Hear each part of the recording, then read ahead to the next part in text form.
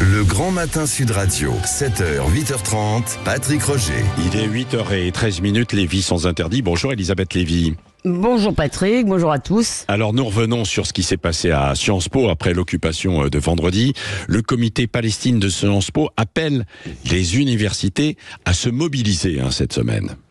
Oui, alors pardon, il ne devrait pas s'appeler le comité Palestine, mais le comité Hamas. Il ne défend pas le droit des Palestiniens, droit légitime à disposer d'eux-mêmes, mais la libération, je mets ça entre guillemets, de la Palestine, de la mer au Jourdain, c'est-à-dire la destruction d'Israël. En gros, s'il manifeste, il exprime un antisionisme chimiquement pur, qui est difficile à distinguer de la haine des Juifs. Et les images de Sciences Po Paris fermées sous la pression d'une minorité fanatique attristent tous ceux qui, comme votre servante Patrick, doivent à cette école une partie de leur formation intellectuelle. Et d'ailleurs, c'est un spectacle récurrent qui n'a pas commencé avec la question palestinienne, de la bêtise et de la culture crasse, de la violence, des pulsions totalitaires de censure et de destruction de l'adversaire, puisqu'on ne peut pas inviter un certain nombre de gens à Sciences Po. Et c'est l'exact contraire de la mission de l'enseignement supérieur, qui est l'apprentissage de l'esprit critique et de l'affrontement civilisé.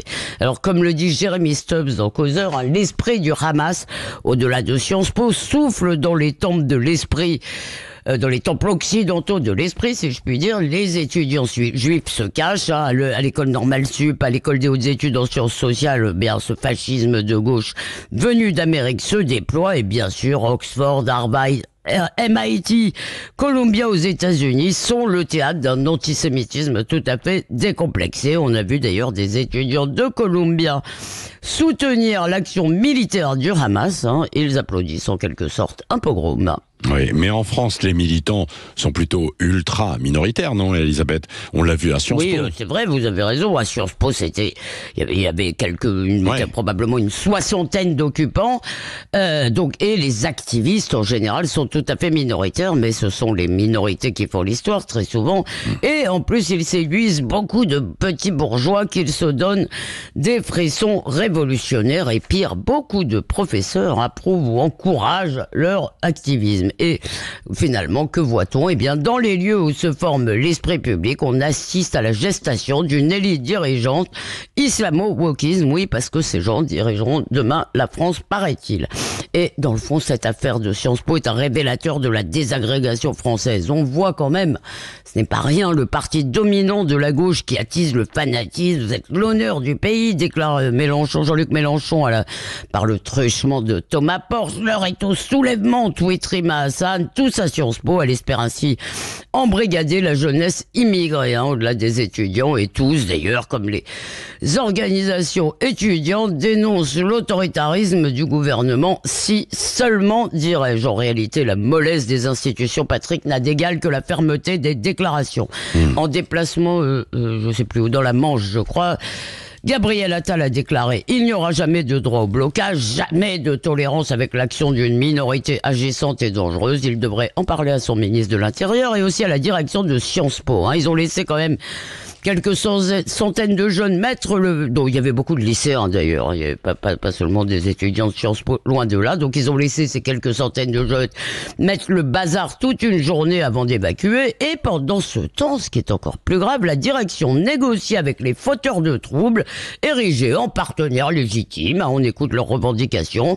Donc, et finalement, qu'ont-ils obtenu? Qu'il n'y aura pas de sanctions disciplinaires, sauf s'ils sont convaincus d'antisémitisme. Et surtout, ils auront le droit à un grand débat, oui, un grand happening à Sciences Po qui leur permettra d'exiger une fois de plus l'interruption de toute collaboration universitaire avec Israël, ce qui est vraiment une très belle ambition, on en conviendra. Eh bien, comme dans l'affaire de Maurice Ravel, l'État se couche devant des minorités, on dirait qu'il a peur tout le temps, peur de Télérama, peur de la jeunesse des quartiers, peur de faire le jeu de l'extrême droite. Cela s'appelle, Patrick, l'esprit de capitulation ou le pas de vague. Merci Elisabeth Lévy. Alors, réaction et débat avec vous, Elisabeth, mais également Éric Revel, Arlette Chabot. Quelle signification politique à ce qui s'est passé, Arlette Chabot, la semaine dernière, avec la ministre qui finalement, elle n'applaudit pas l'accord qui a été passé, mais enfin bon, elle l'approuve tout de même. Le valide. Je crois que Elisabeth a tout à fait raison. C'est le décalage énorme entre les déclarations très très dur en apparence. Ouais. Sylvie Retailleau dit dans l'après-midi, c'est insupportable, il faut que ça cesse. Bon, alors ça met quand même un certain temps avant de cesser, et encore c'est compliqué de remettre un peu d'ordre, alors que quand même c'était nécessaire. Et puis il y a aussi, et j'approuve les déclarations successives de Gabriel Attal, c'est-à-dire quand on parle d'un choc d'autorité qui doit revenir à la fois dans les établissements secondaires et, en l'occurrence, ça vise aussi bien sûr ce qui se passe à Sciences Po, on peut pas derrière donner le sentiment qu'on laisse faire, qu'on intervient quand on peut plus faire autrement, et surtout qu'on lâche tout. Ouais. On lâche tout. Alors il y a un administrateur provisoire à Sciences Po, puisqu'on n'a pas encore trouvé de président. Les candidats ne se bousculent pas, et ça on comprend pourquoi, parce que la situation est difficile, elle s'est dégradée depuis des mois à l'intérieur de cet établissement, et là le gouvernement effectivement est pris en défaut. Décalage énorme entre ses affirmations, détermination totale à montrer que l'ordre est là et que l'autorité est rétablie, et derrière c'est compliqué. Et là on arrive vraiment à la limite de l'exercice, c'est pas la première fois qu'on constate un tel décalage, mais là franchement c'est beaucoup. Éric Revel. Écoutez, moi je voudrais poser la question: qu'est-ce que cherche la France insoumise? Peut-être d'ailleurs que c'est une question que Jean-Jacques Bourdin posera à Manon Aubry, qui dans quelques instants est l'invité de Sud Radio.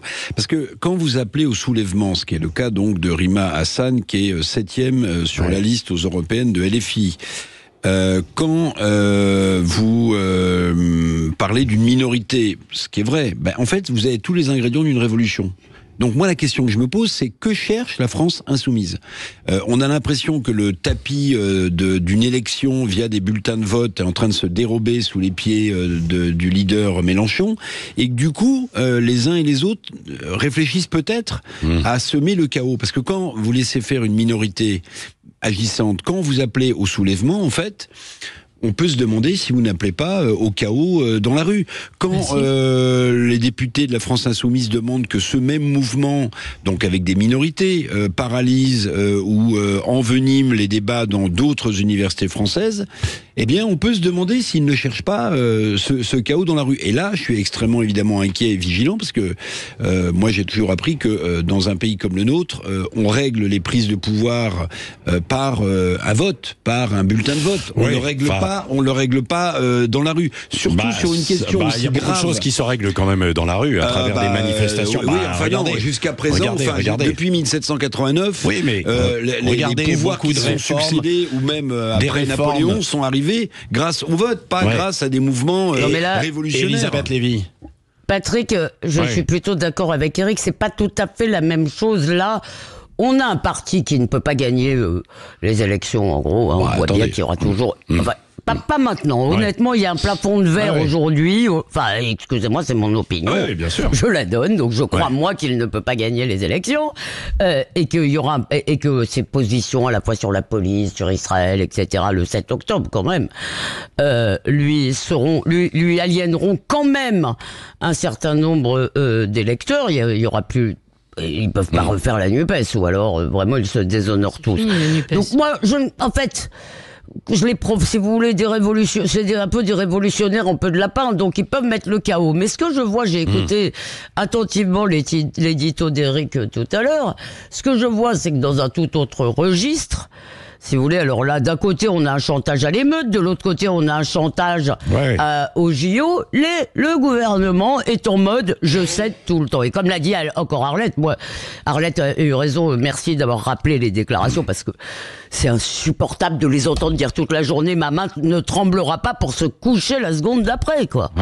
Non, moi je suis assez effrayé par leur... par cet esprit de capitulation. Merci. Ça me fait peur.